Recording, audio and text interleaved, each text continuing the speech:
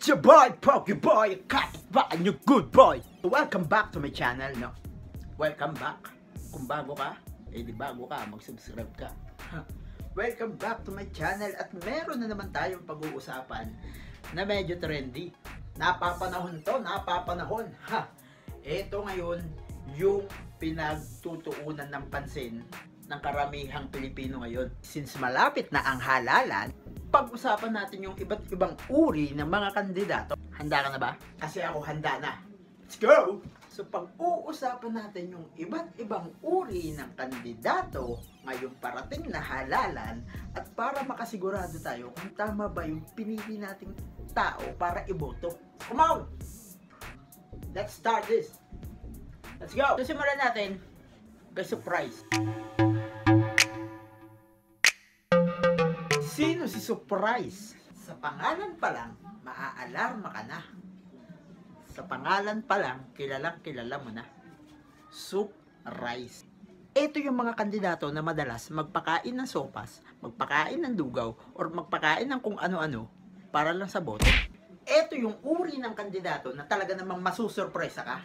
Dahil hindi ka naman nasalanta, hindi mo naman kailangan ng relief goods, all of a sudden may dadalhin siyang pagkain sa inyo na magugulat ka na lang at mapapatanong, para saan to? Na bigla na lang magdadala ng pagkain at ipapaluto at para daw pang food trip ng tropahan.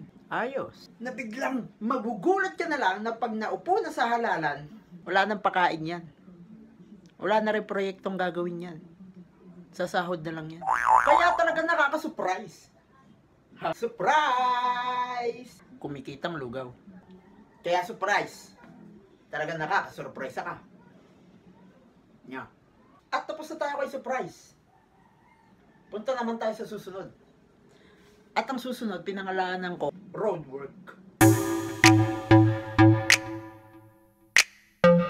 Roadwork hindi dahil sa nagja-jogging o tumatakbo sila or sumasali sila sa kahit anumang uri ng marathon. Nabansagan silang roadwork sa kadahilan ng sila yung nagpapaayos ng kalsada kapag malapit na ang halalan.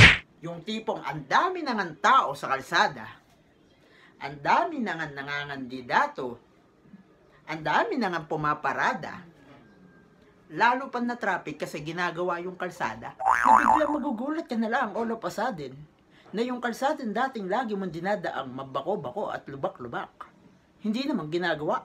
At nung maghahalalan na, saka lamang ginawa. Talino. Sila yung kung kailan na yung patapos ang termino, at yung kailan mawawakasan na ang kanilang pag-upo sa kanilang pwesto, ay bigla sila magkaka-project. Magaling. Na magugulat ka na lang sa kasagsagan ng pagtulog mo sa umaga. Bigla ka may maririnig na jackhammer. Bigla ka may maririnig na kung ano man lagabog sa kalsada. Dahil inaayos na pala yung kalsada. Nice one, roadwork. Good job. Tapos na tayo kay surprise na sobrang nakakagulat. Tapos na tayo kay roadwork na talaga naman nakakamangha. Susunod natin sa kanila ay si celebrity. Celebrity. Sa pangalan pa lang, alam nyo na. Sila yung mga artista gustong umupo sa kamera. Sila yung mga artista gustong mapunta sa Senado. Sila yung taong sa kabila ng pagiging mayaman at marangyang buhay, gusto nilang piliin ang magiging tagapaglingkod ng bayan. Meron silang iba't ibang karakteristik.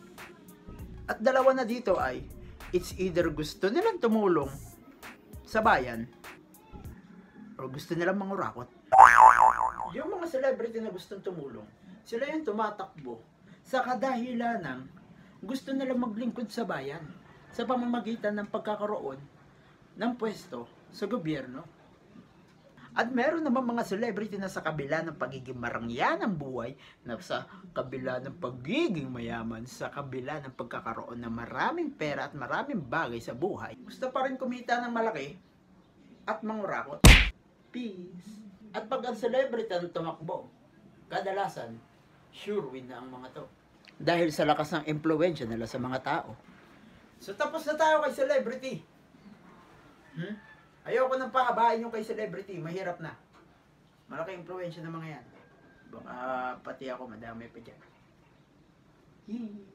And after ni celebrity, meron tayong susunod. Ito ay kilalang magician. Kilala bilang sa mga magic tricks niya. Ang kandidatong ito ay pinangalanan kong Houdini.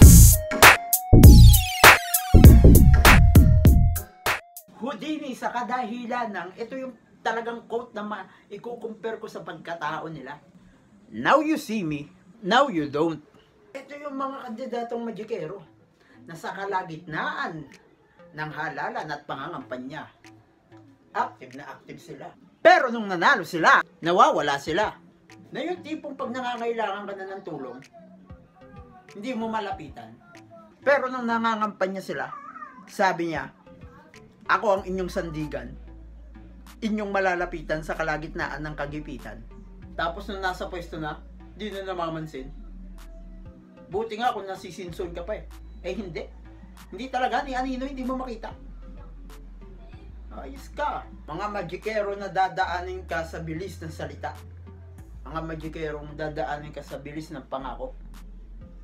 Pero sa huli parang ex mo lang. Iiwan ka rin sa huli.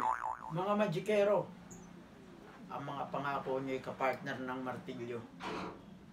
Dahil ito'y napapako. Tapos na tayo kay Houdini. Tapos na din tayo kay celebrity. Tapos na tayo kay surprise. Sino pa ba yung isa? Tala, nakalimutan yung isa. Ayun nga pala si Roadwork yung isa. Tapos na din tayo kay, kay Roadwork. Tapos na tayo doon. And last but not the least, the reason kung bakit ito ang hinuli ko. Dahil ito talaga, yung talaga namang masasabi kong iniidolo ko. Bilang Pilipino, ito yung hinahangaan ko. Ito yung mga kandidato na hindi natin maikukumpara sa mga ex nyo. Dahil ito yung mga kandidatong pinangangatawanan yung mga pangako nila. Ito ang aking idolo. Ang mga makabayan.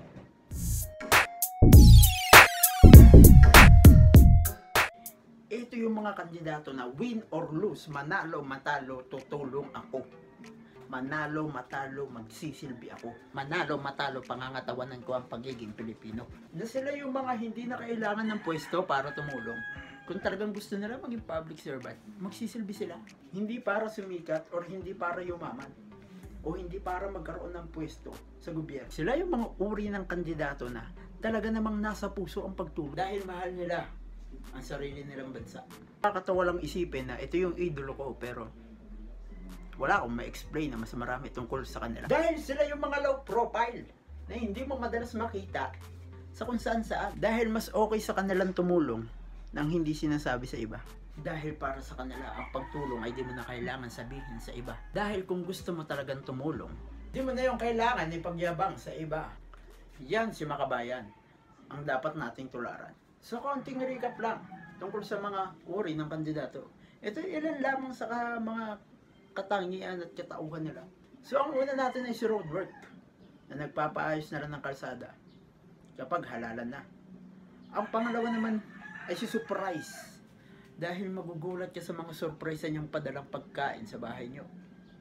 At ang pangatlo natin ay si Celebrity na talaga namang bad ng galing. Magaling. At ang pang-apat natin ay si Houdini. Ang mga magikerong appear, disappear. At ang pangalima ay si Makabayan. Ang dapat nating tularan. So ito'y trip lamang po sa mga makakapanood na mga tatakbot mga kandidato po dyan ay bati po tayo. No? So the reason bakit ginawa ko to is I want you to vote wisely sa darating na halalan. Piliin nyo yung taong alam mo deserving nyo sa pwesto.